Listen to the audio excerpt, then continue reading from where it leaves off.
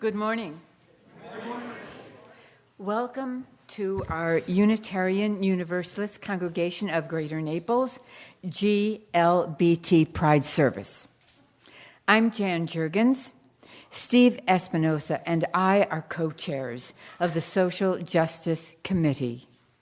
Steve has planned this celebratory and inspirational Pride service, which will also be a reminder of the Unitarian Universalist support of gay, lesbian, bisexual, and transgendered peoples for over 40 years.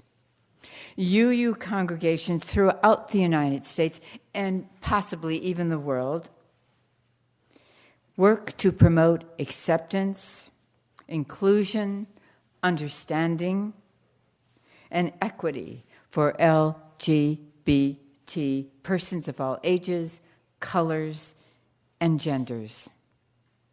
We are committed to protecting their civil and legal rights, which may encompass discrimination in employment, housing, the military, sexuality, education, healthcare, marriage equality, and other issues.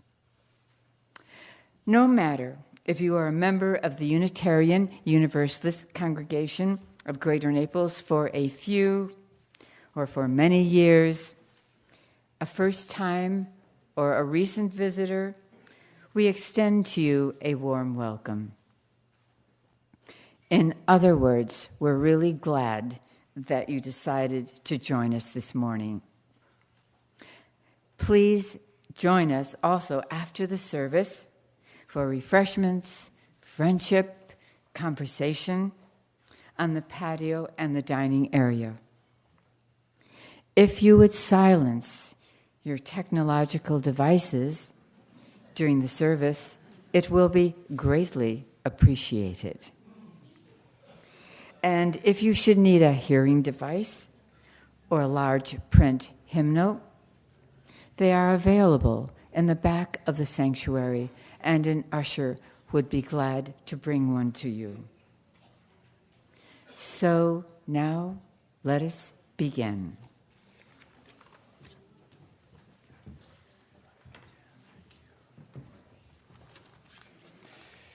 Good morning, everyone. So nice to see all of you this morning. Welcome to this special Sunday service celebrating our LGBT community and all that share our lives with us. My name is Steve Espinosa, co-chair of our Social Justice Committee along with Jan.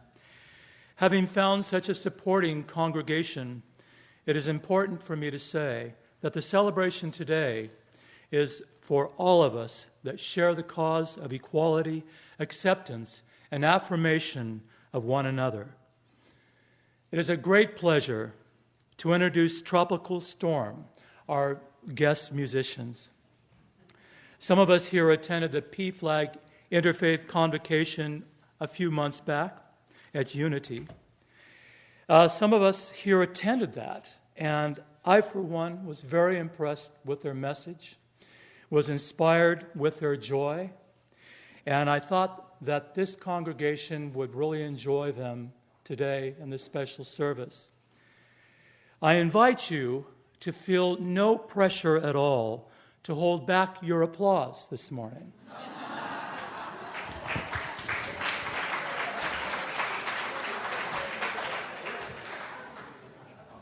I might get fired for that one, or maybe not even invited back. But when you hear music is joyful and inspiring, I don't believe in tying one's hands. So with that, I'd like to invite Paul Riley and Tropical Storm for our prelude.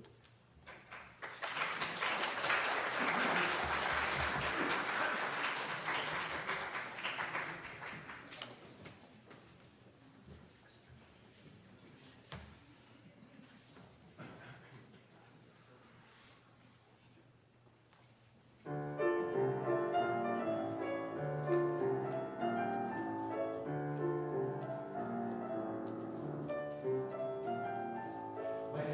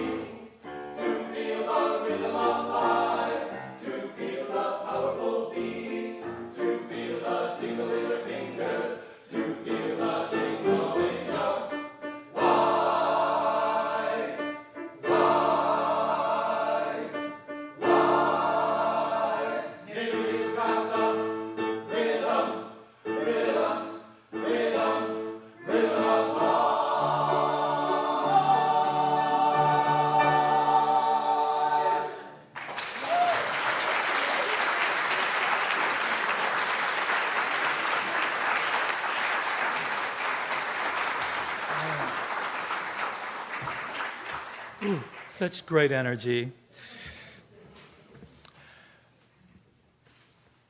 We come together this morning to remind one another to rest for a moment on the forming edge of our lives, to resist the headlong tumble into the next moment until we claim for ourselves awareness and gratitude, taking the time to look into one another's faces and see their communion, the reflection of our own eyes.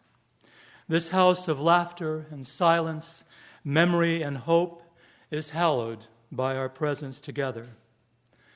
As Jan lights our chalice, please join me in reading the words printed in your order of service. May the light we now kindle inspire us to use our powers to heal and not harm, to help and not hinder, to bless and not to curse, to serve you, Spirit of freedom. Now would you join me in singing hymn 1007 in the Teal Book, There's a River Flowing in My Soul.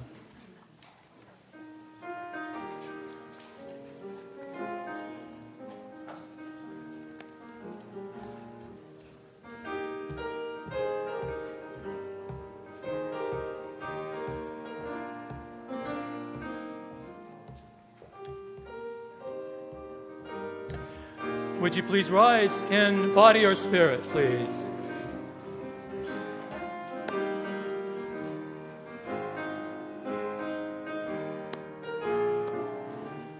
There's a river flowing in my soul. There's a river flowing in my soul. And it's telling me that I'm somebody. There's a river flowing in my soul. There's a river flowing in my heart. There's a river flowing in my heart. And it's telling me that I'm somebody. There's a river flowing in my heart. There's a river flowing in my mind. There's a river flowing in my mind. And it's telling me that I'm somebody.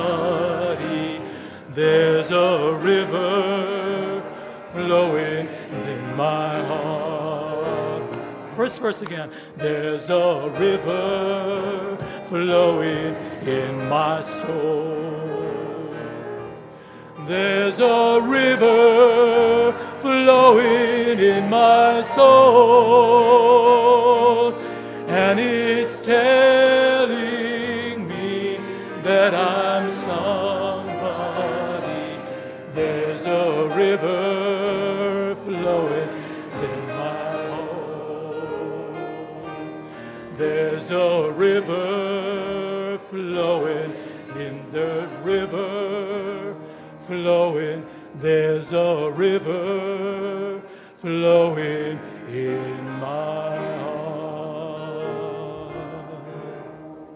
Hey, great singing. You can be seated now. Yeah.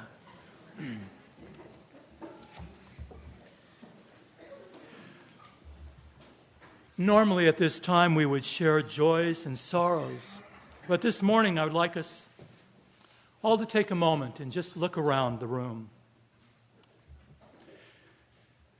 And remember the joys and sorrows that we have all shared together, especially the loss of loved ones, the illnesses and concern for friends and family that are going through difficult times. And remember also the joys of good health, recovery, and new life as people have shared the additions to their families with new children. It's great to express our joy for that. Let us continue to keep these joys and sorrows in our hearts and know that there are unspoken ones here even today. And may we all share the joys and help carry the burden of those sorrows today and through the rest of the week. Jean Propico had asked me if I could share that Ruth Hare, longtime member of this church, will be moving to New York State in about a week, where she will live with her son and daughter-in-law. So please sign the card in the foyer to bid her farewell. Looking at the overflowing cup, seeing from another perspective, witnessing life in all its fullness, we share from a place of hope and dedication and put our love into tangible form. Now let there be an offering to sustain and strengthen this place, which is sacred to so many of us, a community of memory and of hope, for we are now the keepers of the dream.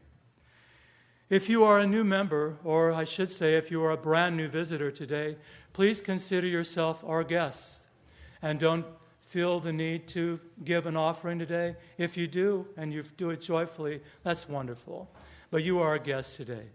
And we know that there are a lot of guests here today, and no pressure.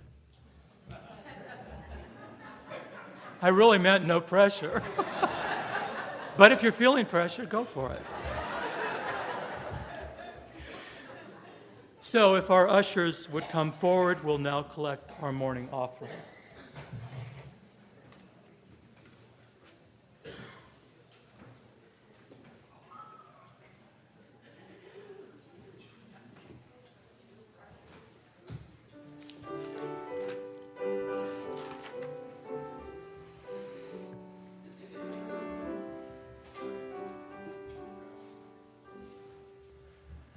We've cleared off the table, leftovers saved, washed the dishes and put them away. I've told you a story, tucked you in tight at the end of your knockabout day. As the moon sets its sail to carry you to sleep, over the midnight sea, I will sing you a song no one sang to me.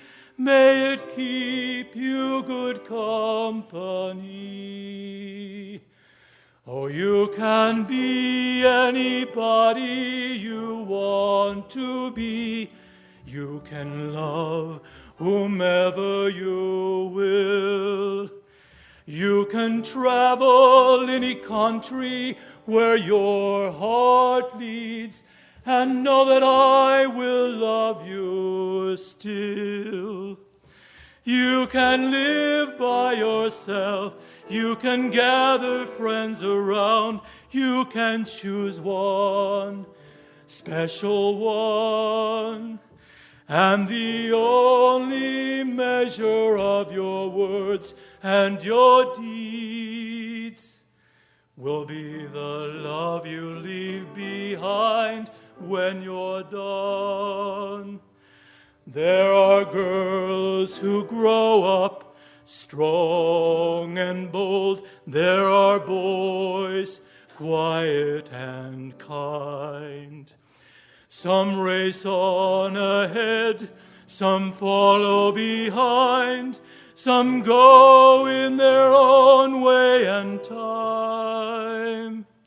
Some women love women, some men love men, some raise children, some never do.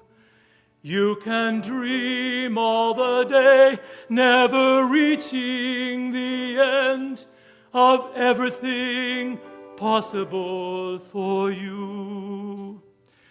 Oh, you can be anybody you want to be. You can love whomever you will. You can travel any country where your heart leads, and know that I will love you still. You can live by yourself. You can gather friends around. You can choose one, special one. And the only measure of your words and your deeds will be the love you leave behind when you're done.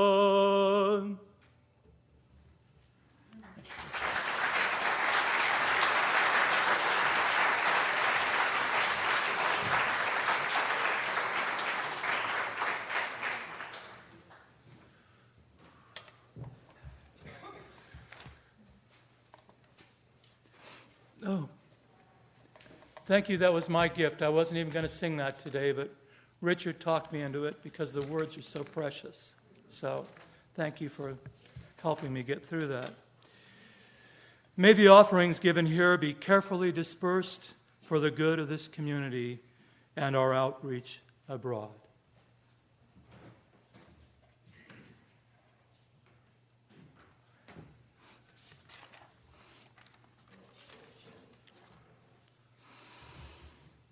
Now let us take a moment for meditation. Let go of all concerns and just be in the present. Feel free to close your eyes, for you are in a safe space. Take some good deep breaths and find that peaceful place within. These words are written by Reverend Kendall Gibbons. There comes a time to break the silence.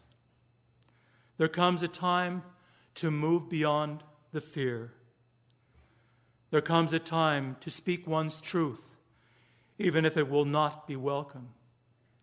There comes a time to call into question what has gone before, to resist the weight of the past.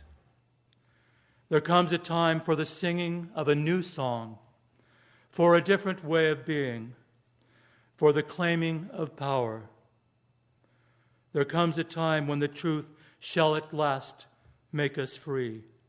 One day, blessedly, the practiced lie dies on our lips, and the truth becomes more precious than the same, and the pretending ends. There comes a time when somehow courage finds us, or we find courage, and we dare to know who we are and what and whom we love. There comes a time when friends are there holding us so gently in their love that all at once the impossible is possible, that we cross over to the other side of whatever bondage held us. There comes a time when the truth at last makes us free. And in that moment is the salvation of the world.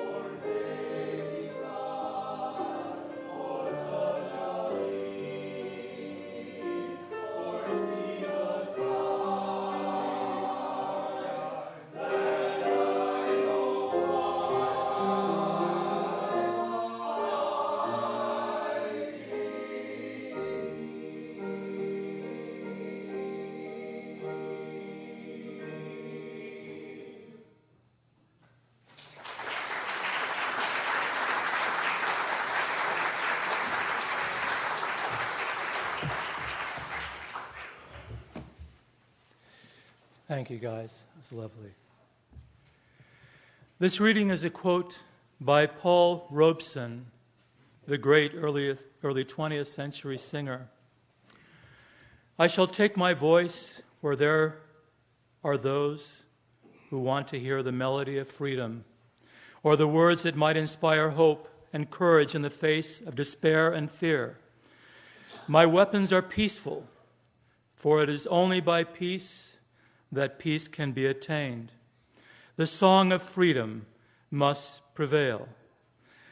Please join me in a song that means so much to me, as it was an anthem during my early coming out process, written by Holly Near. Hymn number 170 in our traditional hymnals.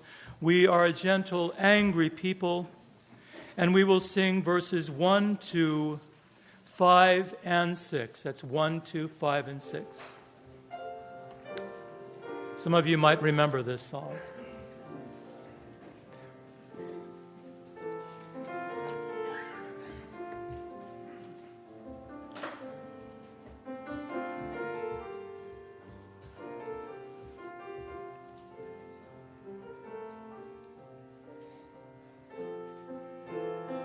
If you'd like to please stand in body or spirit, and we'll sing together.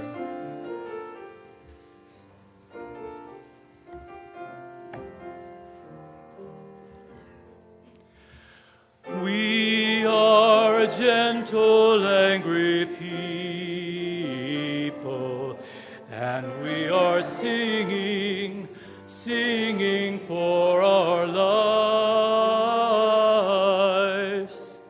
We are a gentle, angry people, and we are singing for our lives. We are a justice-seeking people, and we are singing for our lives.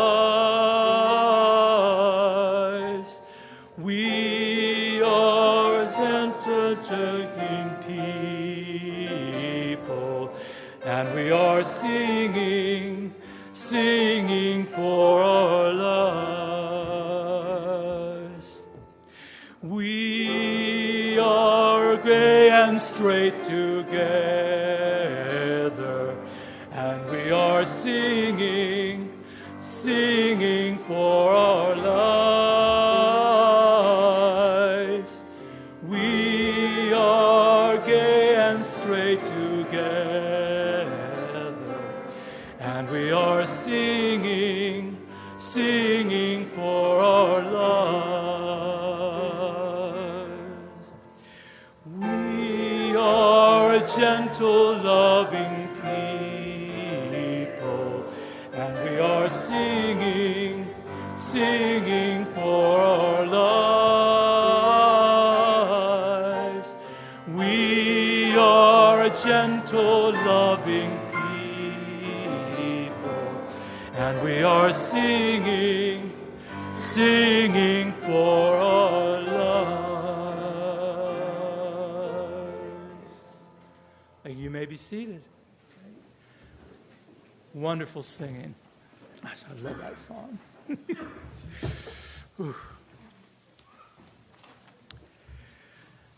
As a member of the Music and Worship Committee, I was aware that there were open dates available for the Sunday summer speakers, and someone asked if I'd like to take one of the dates, since I'd never had the opportunity to lead a service here.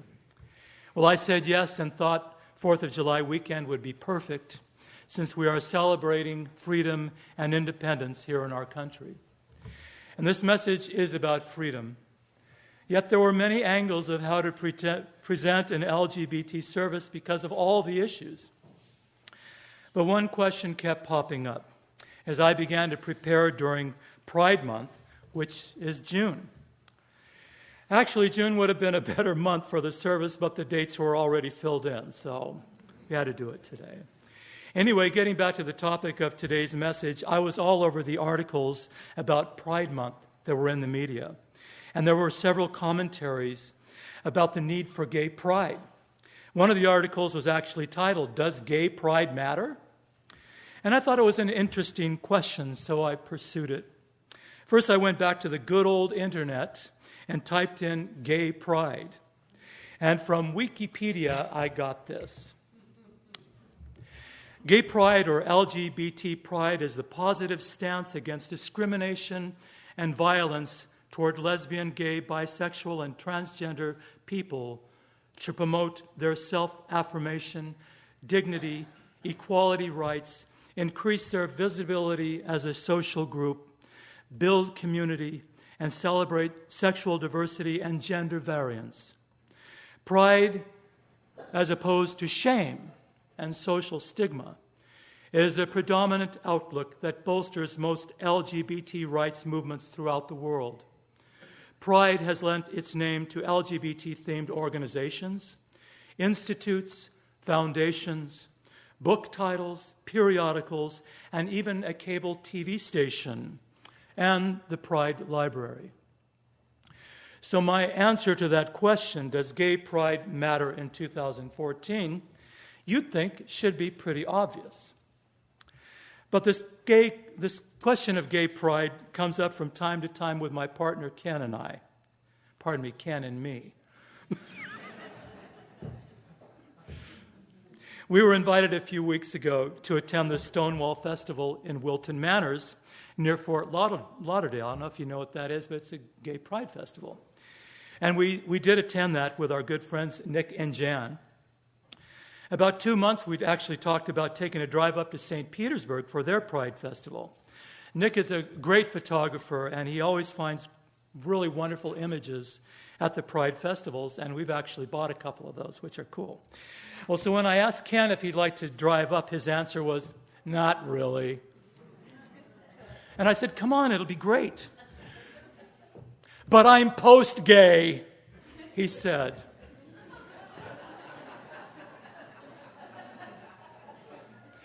As he said before on other occasions, jokingly, yet I know what he means, because we've had lots of dialogue about this.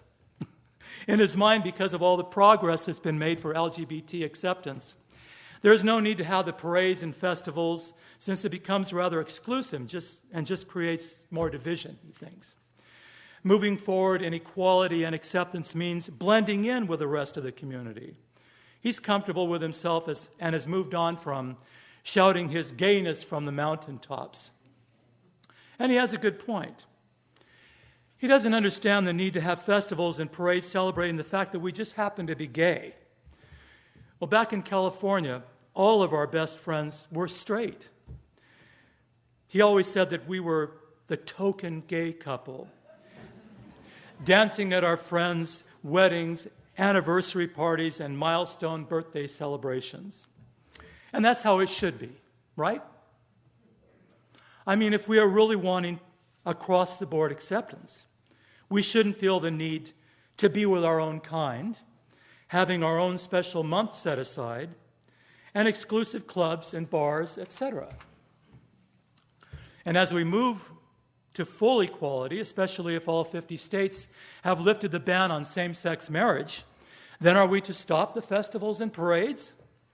In one of the articles I read in the past month, a Unitarian minister was traveling with some friends, and 2 women in the car were asking, "So what's this pride all about? Are they proud to be gay? I'm straight, but I don't need a parade to celebrate the fact that I'm straight." We've heard that before, right? And that's the big confusion about gay pride, I think. I'll just give my own personal take with the whole pride experience.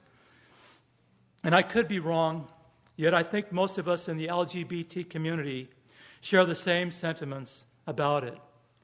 But I'll need to give you a little background of my personal experience and what it's like to be in the closet. I'm just one person, so you can imagine the combined angst of generations of similar experience. I came out late, at 41 to be exact. Without going into all of the details, I've lived many of those previous years being a struggler. being part of a very traditional family in a very small town with a huge extended family on both my mother's and father's sides, family was it.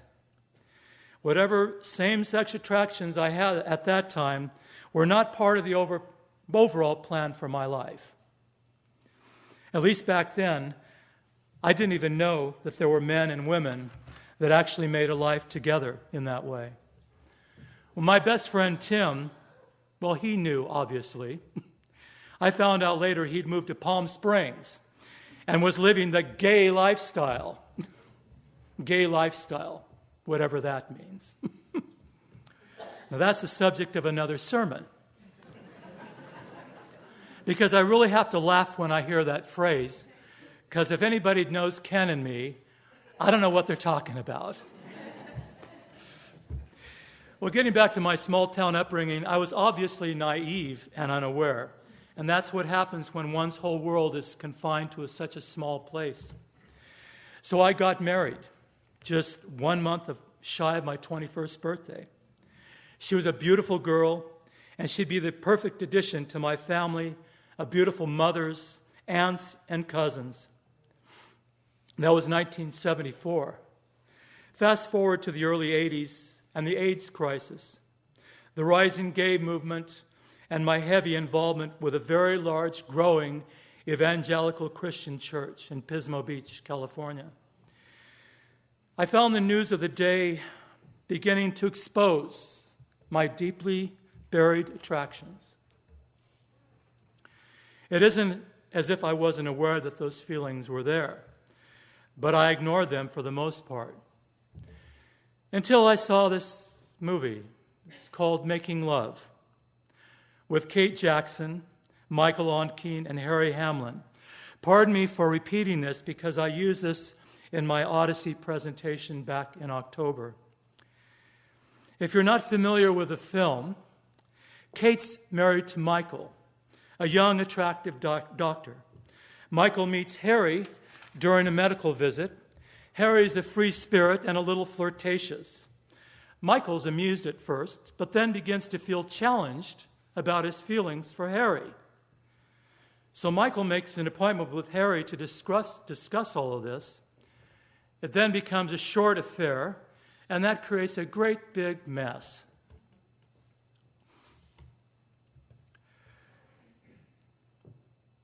Well, Michael tells Kate, and she freaks out, of course.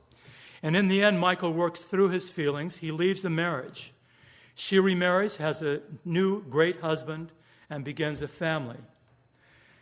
Michael moves to another city and meets the man of his dreams. The film ends with a reunion after a friend's funeral.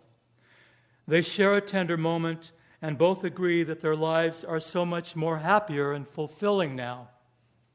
But there is this deep sense of sorrow, a bittersweet ending, for sure. Well, this film haunted me for a long time. I also shared in my talk about the theme song from the film that you might remember, recorded by Roberta Flack. And that still gets to me whenever I hear it. And that film was made 32 years ago. Well, the real hardship began back then in the early 80s as I tried to pray away my struggle, going to healing services, and going and laying my burden at the altar on Sunday mornings. I really did believe in the power of the Holy Spirit and knew that if I could only be healed from my thoughts, I could be victorious in Christ and continue to be a strong leader in the church. Well, by the time 1992 rolled around, I was out the door. It was either that or become a nutcase. I chose life outside the church, and that's where my real healing began. Yes, there was a lot of carnage left in the wake of my departure from church life, mostly the dissolution of my marriage and losing all of my church friends, which was huge. I continue to have recurring nightmares about the church, still today, and some of the people that were not so understanding. When I left to do my soul searching, there wasn't a single phone call from any of the church members. My wife and kids continued to attend church and there were all the questions, and no one really knew what was going on except my wife, because it spilled out of me one night. I tried to reconcile my struggle with the church and had a counseling session with my pastor, and that left me totally flat.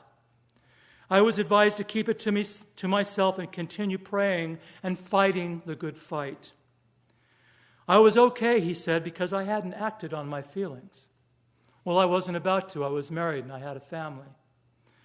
The sermons every Sunday about besetting sins shined a light on my struggle. After a while, this big problem I had morphed into this precious jewel that was mine alone. My 2 children stayed with me, so we evolved together, since I didn't come out until after my wife left the marriage. That was a very painful process, and I have some regrets about how I managed that. You see, Pride Month parades and festivals do matter for people like me. When we assemble together, there is a common thread running through us, and I feel a sense of community. Gay folks come in all sizes and shapes, colors and ages, backgrounds, political and religious. And while at the festival 2 weeks ago, I was able to speak with a very sweet gentleman about spirituality. He had grown up in the Catholic faith like myself. He was there representing the Episcopal Church there at their booth. We talked about how much we loved growing up in the church, the sacraments, the rituals, and the beauty and holiness within the church walls. He said, that is a shared trait among young boys who later identify as gay. I thought, well, that kind of makes sense, I agreed because I still have those heartstrings tugged on a bit whenever I visited Catholic church. It was a wonderful connection that I made with him. The festivals and parades are not all about half-naked hunky men and drag queens, which I actually enjoy myself. I mean, let's be honest here. I love it all. We are a community of people with jobs, families, taking care of our elderly parents, helping our children and grandchildren with college. We are community-minded, volunteers speaking out for justice and working for the good of all people. Life can be difficult, especially if you are marginalized. So having a festival and celebrating life can be affirming and revitalizing. That's what it does for me. And mostly I can be totally open and free with Ken. I can walk and hold his hand and put my arm around him and enjoy our coupleness, the way straight couples do in the market all the time or walking on the beach and downtown. We're just not quite free to do that yet. I've often said that the only way for our society to get used to it is to begin doing it. But there's still the fear of confronting ignorance and hate, and also Ken punching somebody out. Thought I'd throw that in. He says, no, if somebody looks at me the wrong way. He's a fighter. He doesn't take anything from anybody. And that can be dangerous. I wanted to share some words written by a young lesbian woman that I found on the Huffington Post last month. Her name is Mary Malia, and she's from Portland, Oregon. And I quote, "Gay pride has expanded throughout the globe. This celebration of life, love, and liberty isn't just about parades and partying. It's about the gay community being visible and belonging to a community, a town, a city, a nation, and the world. It's about spreading hope that not only are things getting better, but things will continue to improve because we won't forget the battles, the lives lost, and the pain suffered that now affords us a growing list of equal rights in the United States. Pride matters because it's not always obvious that our world is built around straight privilege, which says it's okay that the top NFL draft can kiss his girlfriend, but our gay sports hero, Michael Sam, is doing something wrong by kissing his boyfriend on television. Well, that kind of controversy needs to end. Gay pride helps." End of quote. There's also the issue that some of our young people are realizing they are different than most of their peers. Can you imagine what it'd be like for these children to be open with their feelings without the fear of shame and rejection, without the name-calling, bullying, and complete loss of self-esteem? The kind of words and rejection that can often lead to suicide. Some of the words we hear as children are forever branded in our psyches. There are some I still carry. At a family reunion some years back, one of my oldest brother's friends showed up, and this was a big jock kind of guy. I hadn't seen him in years, and I had come out already. He came up to me and he said, "Oh my God, is that you, little Stevie? Look at you all grown up. God, you were such a little pansy. And look at you now."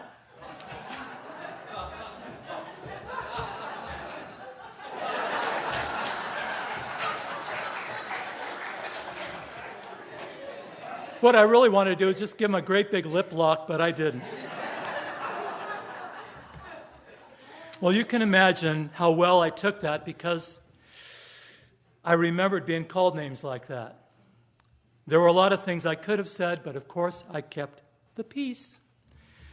I am grateful that I am part of a bigger picture here, and the fact that I am gay doesn't define me as a person.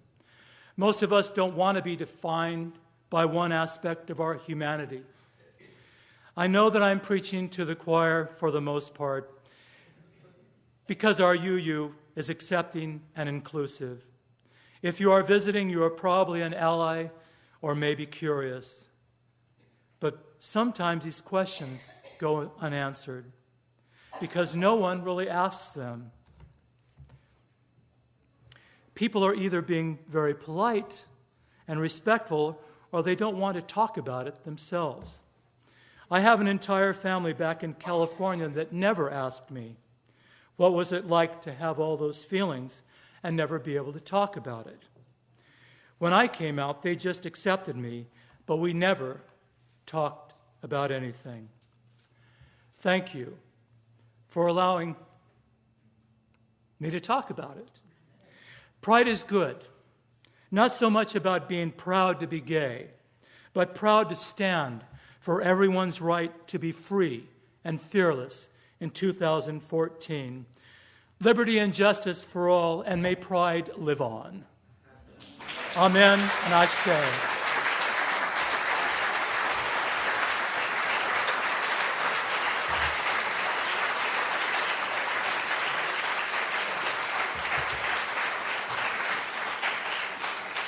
Now will you rise in body or spirit and sing with me 1014 in the Teal hymn book, Standing on the Side of Love. We taught you this song back in January.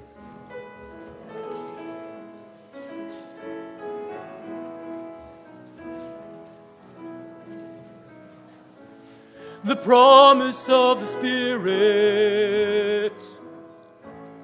faith, hope, and love abide.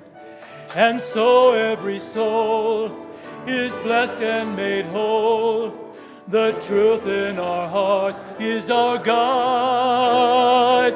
We are standing on the side of love. Hands joined together as hearts beat as one. Emboldened by faith, we dare to proclaim, we are standing on the side of love. Sometimes we build a barrier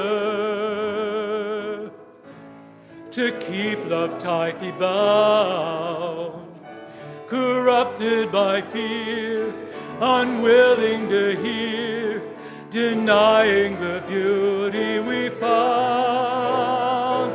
We are standing on the side of love, hands joined together as hearts beat as one.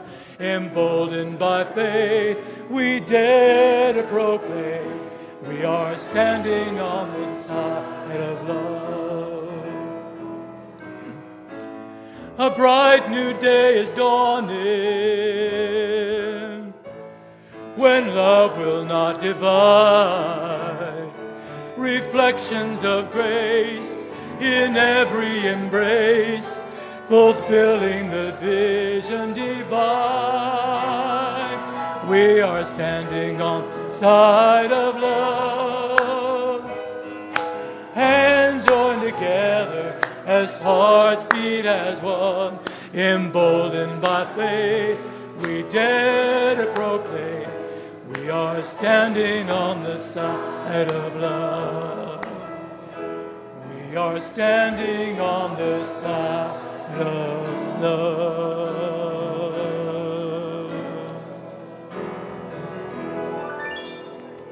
Good singing. Please be seated.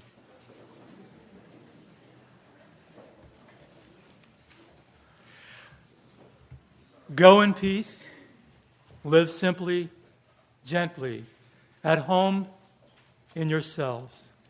Act justly, speak justly.